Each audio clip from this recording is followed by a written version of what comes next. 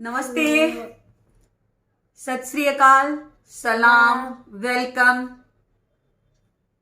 इन मुस्कुराने दे जिंदगी चैनल। उम्मीद करते हैं कि आप सब लोग ठीक होंगे, क्योंकि कल हम लोग आप लोगों से मिल नहीं पाए थे। तो क्योंकि बहुत लेट हो गया था मुझे ऑफिस से आने में। अपनी ही बातों में मैं गलत साबित होगी कि हर चीज़ के लिए टाइम निर्धारित होता है, बट कल ऐसा हो गया था कि कल मैं लेट हुई जेन्युइनली, तो इस वजह से कल मैं ठाकुर जी का ब्लॉग शूट नहीं कर पाई थी। तो चलिए, आज हम बिना समय को गवाए हुए पहले तो भगवान की चर्चा कर लेते हैं, क्योंकि भगवान अपनी चर्चा से और भगवान अपनी प्रशंसा से बहुत खुश होते हैं। तो एक सेकेंड। तो हम शुरुआत करते हैं, लेकिन उससे पहले आपसे ज़रूर रिक्वेस्ट करूंगी कि प्लीज़ हमारे चैनल को लाइक करिए, सब्सक्राइब करिए और मोस्टली उसको शेयर करिए और हमारे व्यूज़ बढ़ाइए। देखिए, ये तो ज़िंदगी की हकीकत है और आज इस कलयुग की ये सबसे बड़ी हकीकत कहिए और इसको सबसे बड़ी विडंबना भी कहिए, क्योंकि लोग दुनिया जहान की बातें करना, प्रपंच करना तो पसंद करते हैं, पर भगवान की चर्चा पसंद नहीं करते। भगवान को सुनना या भगवान को जानना या भगवान को महसूस करना पसंद नहीं करते। और इसके लिए मैं किसी को गलत भी नहीं ठहरा सकती हूँ। हर किसी की अपनी सोच है, अपना व्यक्तित्व है, अपनी जिंदगी है। पर मुझे चूंकि इस चीज में दुनिया में सबसे ज्यादा खुशी मिलती है, सबसे ज्यादा, तो इसलिए मैं अपने भाव, अपनी फीलिंग्स शेयर करती हूँ, शेयर करने के लिए आती हूँ। और मेरे साथ साथ ये भी ठाकुर जी को बहुत मानते हैं, तो इसलिए हम ठाकुर जी की चर्चा लेके आते हैं। अब चलिए, उम्मीद करते हैं कि आप लोग जरूर लाइक करेंगे, सब्सक्राइब करेंगे और शेयर करेंगे और हमारे व्यूज बहुत सारे बढ़ाएंगे। तो आज से 2-3 दिन पहले मैंने बोला था कि ठाकुर जी जब ब्रज में जन्म लेकर नंद बाबा के घर पे आए और कैसे उनको पूतना मारने के लिए आई, वक्रासुर मारने के लिए आया, ये सब कुछ हुआ, तो मैया यशोदा को लगने लगा कि मेरे बेटे को तो नजर लग गई हुई है। अब जैसा मैंने बोला था कि भोलेनाथ प्रभु श्री राम के भक्त, प्रभु श्री राम भोलेनाथ के भक्त, और चाहे कृष्ण अवतार हो या राम अवतार हो, जो भी है वो तो भगवान विष्णु के ही अवतार हैं। तो भगवान विष्णु शिव को भजते हैं, शिव भगवान विष्णु को भजते हैं, वो चाहे किसी भी रूप का भजे। अब जब भगवान की इतनी लीलाएं जब शुरू हुई, तो बाल्य रूप में भगवान को देखने के लिए भला भोलेनाथ कैसे रुक सकते थे। और इधर मैया यशोदा ने प्रण ले रखा था कि मैं अब अपने लल्ला को किसी को देखने नहीं दूंगी, क्योंकि उसको नजर लग गई हुई है। पर भगवान अलग लीला और भोलेनाथ अलग लीला। अब भोलेनाथ आते हैं एकदम एक सन्यासी ब्रह्म का भेष धारण करके नंद बाबा के घर पे। तो मैया उनको जो भी दान वान देना है वो तो देती हैं। तो भोलेनाथ कहते हैं कि मुझे तुम्हारे यहाँ लल्ला हुआ है, तो कहाँ है तुम्हारा लल्ला? तुम अपने बेटे को ले आओ, मैं अपना आशीर्वाद दूंगा, दिखाओ मुझे। तो माता कहती हैं कि मैं अपने लल्ले को ना किसी को भी नहीं दिखाऊंगी, सो मेरे लल्ले को देखने की जरूरत नहीं है, मैंने तुम्हें जो दे दिया वो लो और लेके जाओ यहां से। अब भोलेनाथ कहेंगे अरे दिखाओ, मैं तुम्हारे बच्चे को आशीर्वाद देना चाहता हूं। पर मैया तो अड़ी पड़ी है कि हम तो नहीं दिखाएंगे, तो नहीं दिखाएंगे, मेरे लल्ला को बहुत तेज नजर लग गई है, लोगों की नजर लग गई है, हर आए दिन कुछ ना कुछ उसके साथ होता रहता है, तुम जाओ यहां से। हे सन्यासी आप जाइए, मैं आपको नहीं दिखाऊंगी अपना लल्ला। भोलेनाथ परेशान, माँ तो माँ है, अड़ी पड़ी हुई है कि मैं तो दिखाऊंगी नहीं। और भोलेनाथ कहते हैं कि ऐसे कैसे चले जाएं, मैया तो मानने को तैयार नहीं है। और ठाकुर जी ये मोटे मोटे आंखों में काजल, ये सब कुछ मैया उनको सुला चुकी हुई थी। पर भगवान काहे को सोने जाए, भगवान तो लीलाधर है। वो मैया और भोलेनाथ की बातें सुने जा रहे हैं। अब मैया मान जाएगी, अब मैं, क्योंकि जितना भोलेनाथ ठाकुर जी से प्यार करते हैं उतना ही ठाकुर जी भोलेनाथ से प्यार करते हैं। अब ठाकुर जी भी बेचैनी में, पर ठाकुर जी तो बाल रूप में हैं, उठ के जा नहीं सकते हैं। तो ठाकुर जी परेशान है, कब मैया मान जाएगी, कब मैया मान जाए, कब मैया मान जाए। मैया तो मानने से रही ना, मैं नहीं दिखाने वाली अपने लल्ला को। मेरे लल्ला को लोगों की नजर लग गई है, जब देखो कोई भी चला आता है लल्ला को देखने, लल्ला को देखने, और किसकी नजर कैसी, मैं नहीं दिखा रही। आप जाओ, आप मुझे क्षमा करो। थक गए भोलेनाथ मैया को मनाते मनाते, हर वो कहते ना साम दंड भेद सब अपना लिए, कुछ भी करके मैया को, मैया तो सुनने से रही। थक गए भोलेनाथ, अब क्या करें।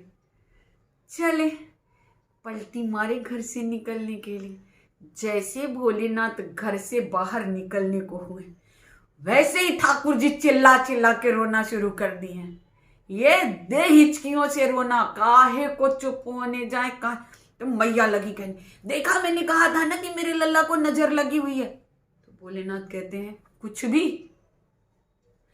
मैया कहते तुम्हारी नजर लग गई। तो बोलते हैं अरे हद हो गई, आपने तो मुझे दिखाया ही नहीं अपना लल्ला, तो मेरी नजर कहां से लग गई आपके लल्ला को। तब से तो मैं आपसे प्रार्थना कर रहा हूं कि आप अपने लल्ला को दिखाओ, पूरा ब्रज आपके लल्ला को दिख रहा है, मैं भी आपके बच्चे को आशीर्वाद देने आया हूं। आप जिद पे अड़ो, आप मुझे अपना बच्चा दिखाते नहीं, और ऊपर से मुझे ही दोष दे रहे हो कि मेरी नजर लग गई, जिसे मैंने देखा ही नहीं उसकी नजर लग गई। ठाकुर जी तो काहे को चुप होने जाए। ठाकुर जी ने तो पूरा घर सर पे उठा लिया रो रो करके। अब मैया लेकिन उनको बाहर लेके आने को तैयार नहीं। ठाकुर जी का रोते रोते एकदम लगे कि सांस अटक जाएगा। तब भोलेनाथ कहते हैं, समझ गए भोलेनाथ की प्रभु की लीला। तो भोलेनाथ कहते हैं ये मैया, ये जो आपके बच्चे को नजर लगी, उन्हें नजर ही नहीं लगी है, बहुत जोरदार तरीके से नजर लगी हुई है। तो आप अपने बच्चे को मुझे दिखाना नहीं चाहते हो, लेकिन मैं आपको बताता हूं कि मुझे नजर उतारना आता है। आप लेके आओ, मैं आपके बच्चे की नजर उतारूंगा कि आपके बच्चे को बहुत जोरदार नजर लगी है। अब यशोदा मैया तो मैया, अब जब उन्होंने ये बात कही कि मुझे नजर उतारनी आती है, और आपके बच्चे को, तो सन्यासी आदमी है भाई, तो अगर कोई सन्यासी कहता है कि हाँ तुम्हारे बच्चे को बहुत जोरदार नजर लगी हुई है, तो एक माँ तो यकीन करेगी करेगी। वो ठाकुर जी को लेके आई। ठाकुर जी को भोलेनाथ अपनी गोद में लिए, और वो दृश्य की कल्पना करके देखिए, जब दो भगवान, कहते हैं त्रिदेव, और उसमें से दो देव एक एक की गोद में, क्या दृश्य रहा होगा, क्या दृश्य रहा होगा। जिसने देखा होगा उसके तो जन्म जन्म सफल हो गए। एक जन्म छोड़ो, पता नहीं कितने जन्म सफल हो गए, कितने जन्म। और एक हम मूढ़ मनुष्य हैं जो एक अगरबत्ती दिखाने के लिए वक्त नहीं निकाल पाते। सोचिए, भोलेनाथ को भगवान होकर के भगवान के दर्शन करने के लिए यशोदा मैया की प्रार्थना कर रहे हैं कि मैया दर्शन करा दो। और जब मैया नहीं सुनी तो फिर भगवान को रोना धोना मचाना पड़ा, सब कुछ करना पड़ा। और इस प्रकार भोलेनाथ ब्रज में आए।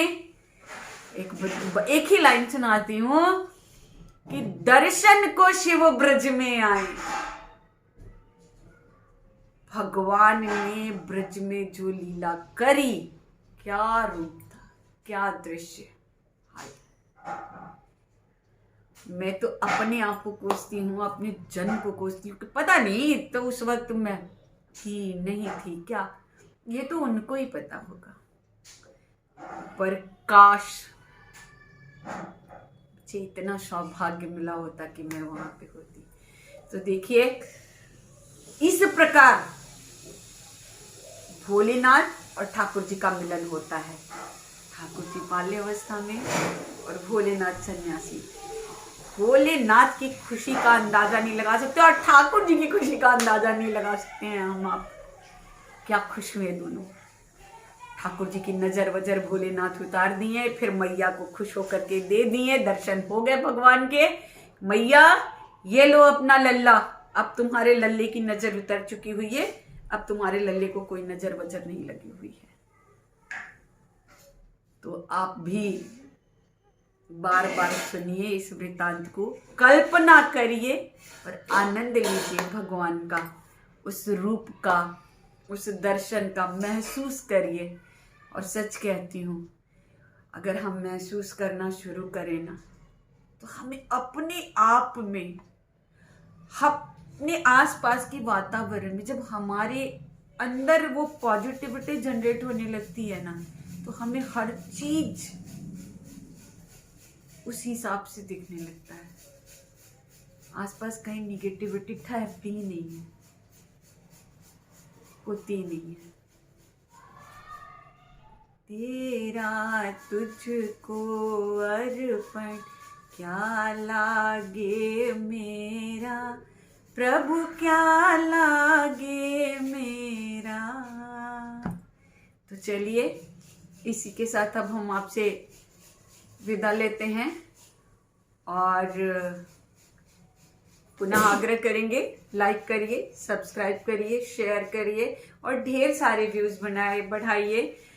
अपना ख्याल रखिए, अपने घर वालों का ख्याल रखिए। राधे राधे।